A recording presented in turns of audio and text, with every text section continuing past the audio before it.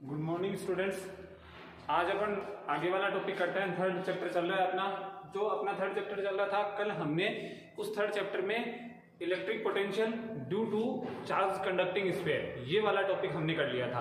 तो मैं कल आपको क्या क्या किया था कि हमने जब चार्ज कंडक्टिंग स्फीयर कर लिया है तो ऑब्वियसली हमें अब क्या करना है, नॉन कंडक्टिंग स्फीयर करना है। कंडक्टिंग स्फीयर हमने कर लिया है, अब हमें क्या करना है, नॉन कंडक्टिंग स्फीयर करना है। ओके बच्चों, तो हम क्या करते हैं, हम electric potential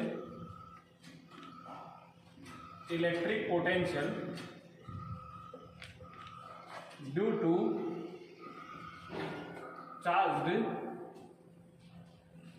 non conducting sphere. Okay, non conducting sphere. अब हमें ये टॉपिक करना है। हमारा क्या नाम है टॉपिक का, electric potential due to charged non conducting sphere. अब की बात, कल हमारा कंडक्टिंग स्फीयर था, आज क्या बच्चों, नॉन कंडक्टिंग स्फीयर है।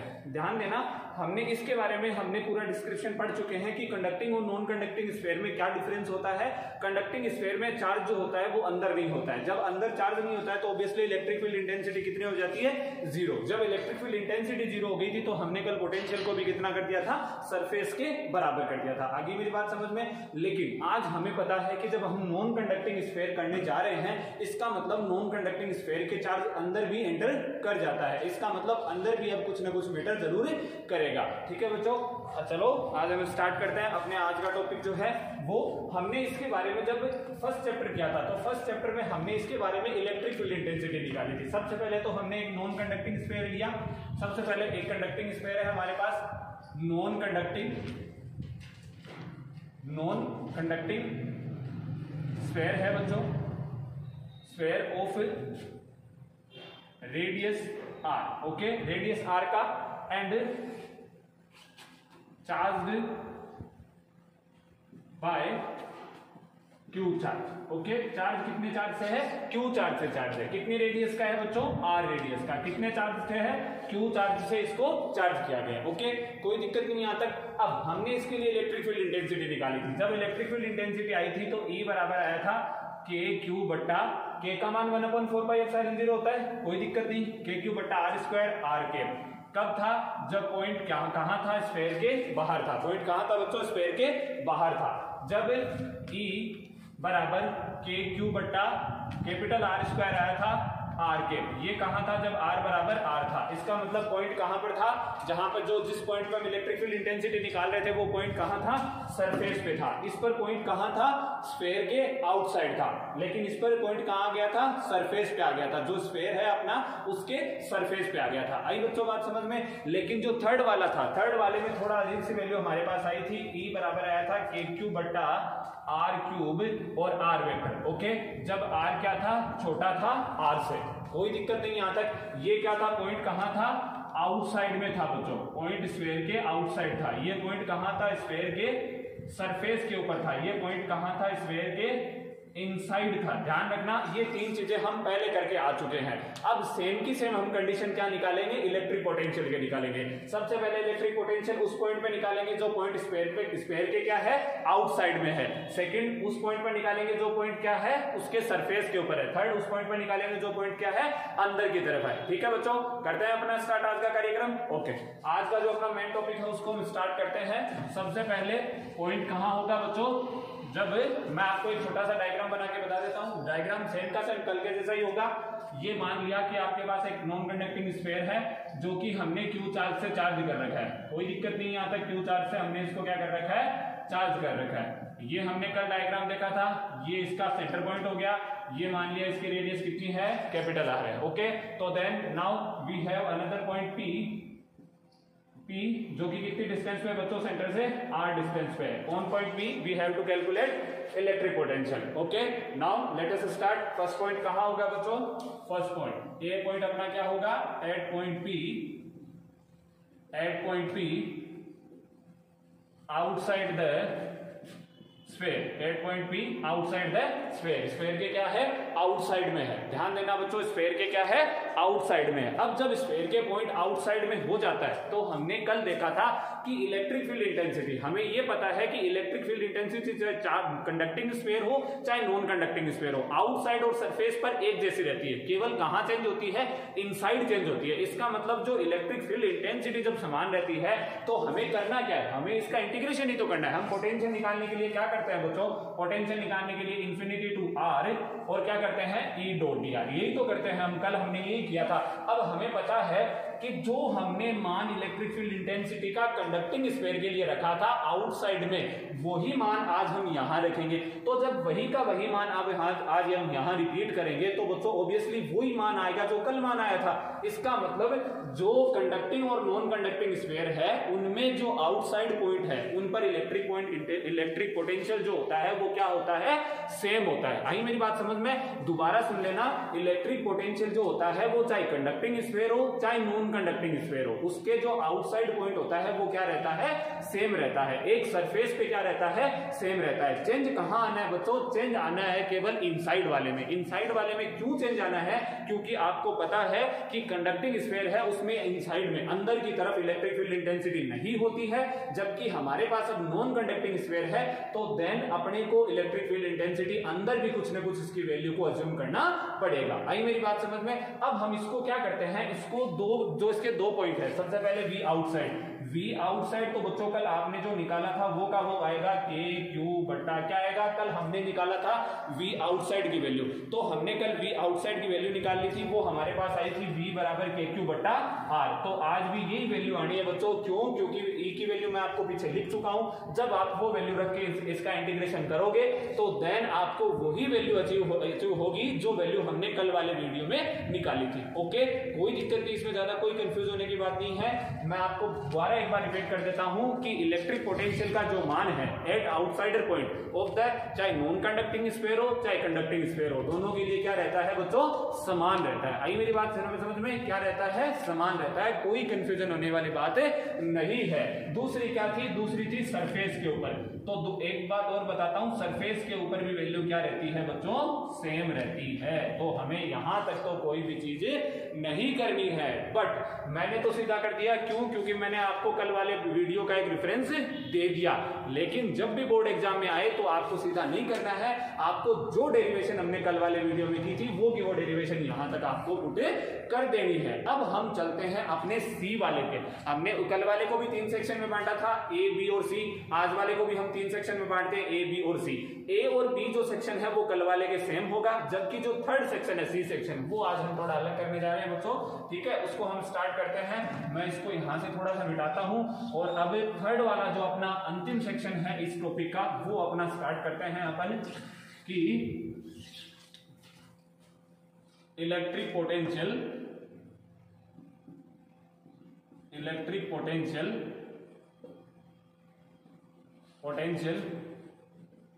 Eight point P inside the sphere. आई बात समझ में। अब हमें क्या करना है, हमारा पॉइंट कहां आ गया बच्चों, पॉइंट P कहां आ गया है, इनसाइड, सर्किल के अंदर आ गया। अब जब सर्किल के अंदर आ जाता है तो वही वापस P V इनसाइड बराबर infinity to R minus E dot D R. अब हमने कल भी क्या किया था, इस सेक्शन को 2 पार्ट में डिवाइड कर दिया था। क्या कर दिया था हमने, इस सेक्शन को 2 पार्ट में डिवाइड कर दिया था। वापस इस सेक्शन को 2 पार्ट में डिवाइड करते हैं बच्चों, इसको 2 पार्ट में डिवाइड। तो V इनसाइड बराबर कहां से कहां तक, minus infinity to capital R। सबसे पहले कहां तक आएंगे बच्चों, सरफेस तक आएंगे। क्यों, क्योंकि अब ये पॉइंट यहां नहीं रहकर कहां आ गया है, अंदर आ गया है। कहां आ गया है, अंदर की तरफ आ गया बच्चों। ये पॉइंट कहां आ गया है, अंदर की तरफ आ गया है। तो हमने इसको 2 सेक्शन में डिवाइड कर दिया, E dot D R and minus R to R E dot D R. बच्चों कंफ्यूज होने वाली कोई बात नहीं है। हमने इस सेक्शन को 2 पार्ट में डिवाइड किया है। क्यों किया है, क्योंकि जब हम इंफिनिटी से बाहर कहीं से, और जब हम सर्किल के स्फीयर के अंदर आते हैं तो हमें एक चीज क्रॉस करनी पड़ती है, वो क्या है, सर्किल का स्फीयर की सरफेस। तो हमने सबसे पहले इंफिनिटी से कहां आए, सरफेस के ऊपर, और फिर सरफेस से कहां आए, हम इंटरनल पॉइंट की तरफ। ओके, तो हमने इस सेक्शन को हमने इस इंटीग्रेशन को कितने भागों में डिवाइड कर दिया, 2 भागों में डिवाइड कर दिया, कोई दिक्कत नहीं है। अब देखना बच्चों, ये जो है वो आपका सेम वैसा का वैसा है जैसा कहां निकालते थे हम, सरफेस के लिए। तो ये तो किसके बराबर हो जाएगा, v सरफेस के लिए। ओके, और ये हम आगे प्रोसेस करेंगे। ओके, तो सबसे पहले v सरफेस क्या था इसके लिए, v आउटसाइड तो कितना होगा, मैं इसको यहां लिख रहा हूं साइड में, क्योंकि हम कल भी इनको साथ में लेके चले थे, तो आज भी हम इनको साथ में लेके चलेंगे, क्योंकि हमें आज भी इनके लिए कर्व तो बनाना ही है। ओके, ये आ गया v इनसाइड, ये आ गया KQ/R। ओके बच्चों, ये अपने दोनों अपने फॉर्मूले पढ़े हैं। अब v सरफेस का मान कितना आ गया, फिर v इनसाइड बराबर KQ/R। ओके, कोई दिक्कत नहीं, KQ/R माइनस R/R E.dr। यहां से हमारा सारा इस टॉपिक का खेल स्टार्ट होता है। मेनली अब टॉपिक हमारा, हमें जो इस टॉपिक में प्रोसेस करनी है वो प्रोसेस हमारी अब स्टार्ट होती है। क्यों, क्योंकि हमने जो अभी तक किया है वो हमारा कल वाली वीडियो से पका पकाया काम पूरा है। अभी तक हमने कुछ भी अपने हिसाब से नहीं किया है, जैसा हमने कल वाले वीडियो में कंडक्टिंग स्फीयर के लिए किया था, सारा का सारा हमने प्रोसेस वाइज उतारा है इसको। ओके, हमने इसको सीरीज से उतारा है, लेकिन जो हमारा अब मेन काम स्टार्ट होता है वो ये है इस समाकलन को, इस इंटीग्रेशन को हल करना। ओके बच्चों, अब हम इस इंटीग्रेशन को हल करने के लिए आगे करते हैं। तो सबसे पहले मैं ऊपर वाला पोर्शन मिटाता हूं, इसका ऊपर वाला पोर्शन मिटा के मैं आपको दिखाता हूं कि V inside non conducting sphere के लिए E इनसाइड कितनी थी बच्चों। मैं आपको अभी तक वीडियो में, जैसे ही मैंने वीडियो स्टार्ट किया था, तो सबसे पहले मैंने आपको फर्स्ट चैप्टर के फॉर्मूले बताए थे। तो KQ/R³ था, और क्या था, R था। ओके, अब हमें तो क्या रखनी है, इसकी वैल्यू रखनी है, तो हम इसकी वैल्यू यहां रख देते हैं। जब हम यहां इसकी वैल्यू रखेंगे तो क्या आएगी बच्चों, ध्यान से देखना, जब हम E की रखेंगे तो V इनसाइड बराबर KQ/ ये R पड़ा है, कोई दिक्कत नहीं, माइनस R/R। ओके, इसका मान हमने रख दिया KQ/R³ R, और R⁻(dr)। ओके, कोई दिक्कत नहीं। अब देखना, इसको हम क्या लिखते हैं, R⁻(dr)।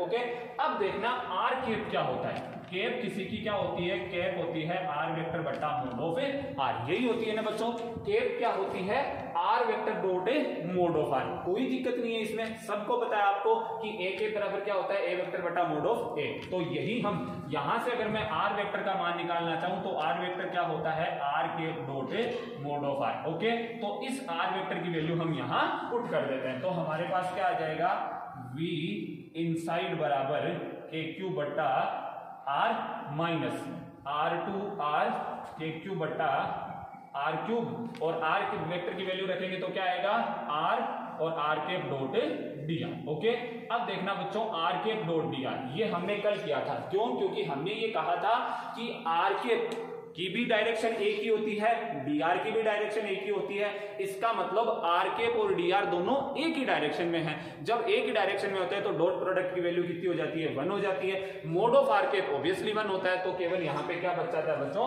dr बच जाता है। तो हम इसको R⁻(dr) को क्या लिख देंगे, केवल dr लिख देंगे, जिसका डिस्क्रिप्शन मैं आपको कल वाले वीडियो में पूरा दे चुका हूँ। R⁻(dr) बराबर किसके बराबर होता है, dr के बराबर होता है।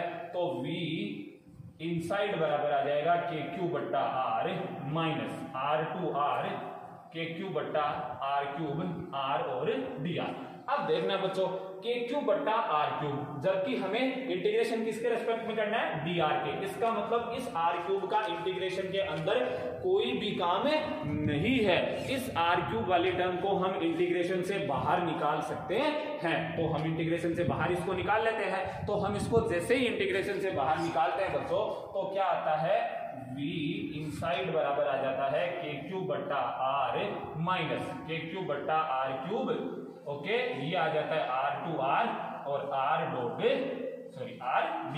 अब यहां तक हमने कर लिया है। अब इस वाली प्रोसेस को, ऑब्वियसली बोर्ड पे जगह नहीं है, तो मैं इसको ऊपर वाले को मिटा के इसको स्टार्ट करता हूं। ओके, इसको ध्यान से पढ़ना बच्चों, एकदम आसान वाला डेरिवेशन है और ये डेरिवेशन हम बहुत दिनों से करते आ रहे हैं ऐसे डेरिवेशन, तो मेरे हिसाब से आपको इन डेरिवेशनों में अब ज्यादा प्रॉब्लम नहीं क्रिएट होगी। ओके, आर का समाकलन, आर का समाकलन क्या होता है, सिंपल आर स्क्वायर बट्टा 2 हो जाएगा बच्चों। तो हमने सबसे पहले इसको बाहर निकाल लिया, v इनसाइड बराबर के क्यू बट्टा आर, ओके, माइनस के क्यू बट्टा आर क्यू। इसका समाकलन क्या हो जाएगा, आर स्क्वायर बट्टा 2, वैल्यू क्या रखनी है, आर और आर, ओके। इसका इंटीग्रेशन यही होता है बच्चों आर डी आर का, आर स्क्वायर बट्टा 2, v इनसाइड बराबर के क्यू बट्टा आर माइनस के क्यू बट्टा आर क्यूब। आर का मान रखते हैं, ये तो यही आ जाएगा आर स्क्वायर बट्टा 2 माइनस आर स्क्वायर बट्टा 2। ओके बच्चों, कोई दिक्कत नहीं है। इसको नीचे वाले पोर्शन को मिटाता हूं मैं। अब देखना क्या आ जाता है बच्चों, v इनसाइड बराबर के क्यू बट्टा आर माइनस के क्यू बट्टा, ये आर स्क्वायर 2 कॉमन ले सकते हैं वापस, हमने 2 ले लिया, 2r क्यूब और r square minus are square आ गया, कोई दिक्कत नहीं है। अब देखना इन दोनों में के क्यू कॉमन है तो दोनों में के क्यू कॉमन ले लेते हैं। तो v इनसाइड बराबर के क्यू कॉमन ले लिया, के क्यू है बच्चों 1/r minus 1/2r cube R square minus are square. Okay, ये यहां तक हो गया। अब हम क्या करेंगे, अब हम क्या दोनों का एलसीएम ले लेंगे। तो एलसीएम कितना आएगा, आर स्क्वायर और 2r क्यूब, सॉरी आर और 2r क्यूब का एलसीएम कितना आएगा, ऑब्वियसली 2r क्यूब ही आएगा, तो हम इसका एलसीएम ले लेते हैं 2r क्यूब। ओके, तो देन वापस मैं इसको ऊपर वाले को मिटाता हूं। अपना डेरिवेशन थोड़ा है लंबा बट बहुत इजी डेरिवेशन है। ओके बच्चों, तो हम इसको आगे करते हैं। तो v इनसाइड बराबर के क्यूब बट्टा 2r क्यूब हमारे पास आ जाएगा एलसीएम। ओके, अब 2r क्यूब जब एलसीएम आएगा तो r का जब हम डिवाइडेशन करेंगे तो हमारे पास कितना आएगा, 2r square minus are square, और माइनस माइनस क्या हो जाएगा बच्चों, प्लस हो जाएगा, माइनस माइनस क्या हो जाएगा बच्चों, प्लस हो जाएगा। ओके, अब प्लस होने के बाद कितना आएगा, ध्यान देना, v इनसाइड बराबर के क्यूब बट्टा 2r क्यूब, ये 2 रे कितना हो गया, 3r square minus are square. ये अपनी वैल्यू आ जाती है पोटेंशियल एट इनसाइडर पॉइंट। जब भी कोई पॉइंट जो होता है वो नॉन कंडक्टिंग स्फीयर के अंदर की तरफ होता है तो उसके लिए जो पोटेंशियल की वैल्यू आती है वो कितनी आती है, के cube 1/r minus 1/2r cube R square minus are square. Okay, कोई दिक्कत नहीं यहां तक। ये अपनी जो वैल्यू होती है, तो ये अपनी क्या वैल्यू आ गई, 2r क्यूब, हाँ 2r क्यूब और आर स्क्वायर माइनस, ये हमने थोड़ी सी यहाँ पे मिस्टेक कर दी, ये वैल्यू आ गई हमारे पास, नीचे वाली वैल्यू नहीं है बच्चों, क्या आ गई, के क्यूब बट्टा 3r square minus are square बट्टा 2r क्यूब। बोलने में मिस्टेक हो गई थोड़ी, ये अपनी जो होती है वो फाइनल वैल्यू आ जाती है। अब हमें यदि मान लिए जाए कि यदि हमें कह दे कि पॉइंट जो हो वो कहाँ हो, आपका सेंटर पे हो, कहाँ हो, सेंटर पे पॉइंट हो, जो स्फीयर है अपना उसके सेंटर पे आ जाए। उसके सेंटर पे आने का मतलब क्या है बच्चों, जो ये डिस्टेंस है वो क्या हो जाएगी, खत्म हो जाएगी। तो ये डिस्टेंस खत्म होने का मतलब r बराबर क्या हो जाना, 0 हो जाना, r 0 रख दो। तो v at centre, v centre कितना आ जाएगा, के क्यूब, इस r को 0 रखोगे तो r की टर्म तो गायब, 3r स्क्वायर नीचे 2r क्यूब है, 3/2 तो बच जाएगा, और नीचे क्या बच जाएगा, 1/r, 1 क्या बच जाएगा बच्चों, r बच जाएगा। अब इसको मैं अगर दूसरे तरीके से लिखूं तो क्या आएगा, दूसरे तरीके से लिखने पर आएगा 3 क्यूब बट्टा 2r। के क्यूब बट्टा r क्या होता है बच्चों, सरफेस के बराबर होता है। इसको क्या लिखना था अपने को, सरफेस, v सरफेस के बराबर होता है, तो इसको v सरफेस लिख देते हैं। इसका मतलब जो सेंटर होता है वो किसके बराबर होता है, 3/2 v सरफेस के बराबर होता है। किसके बराबर होता है बच्चों, 3/2 v सरफेस के। इसका मतलब जो पोटेंशियल की सेंटर का मतलब केंद्र पे जो वैल्यू होती है वो किसके बराबर होती है, सरफेस पे जो वैल्यू होती है उसकी 3/2 होती है। कितनी होती है उसकी, 3/2 होती है। ये हमें हमेशा ध्यान रखना है क्योंकि ये लॉजिकल क्वेश्चन है और ये क्वेश्चन हमारे बोर्ड एग्जाम में ज्यादातर पूछा जाता है कि सेंटर पे जो वैल्यू होती है वो सरफेस की कितनी गुना होती है। तो कितनी गुना होती है बच्चों, 3/2 वैल्यू वैल्यू होती है। ओके, तो ये हमारे टॉपिक पूरे होते हैं। आज आप इतना डेरिवेशन करो, कल हम इसके बारे में, इसी डेरिवेशन के बारे में एक छोटी सी चीज कल हमें डिस्क्राइब करनी है और उसके बाद कल हम नेक्स्ट टॉपिक पे चलेंगे। Okay, thank you.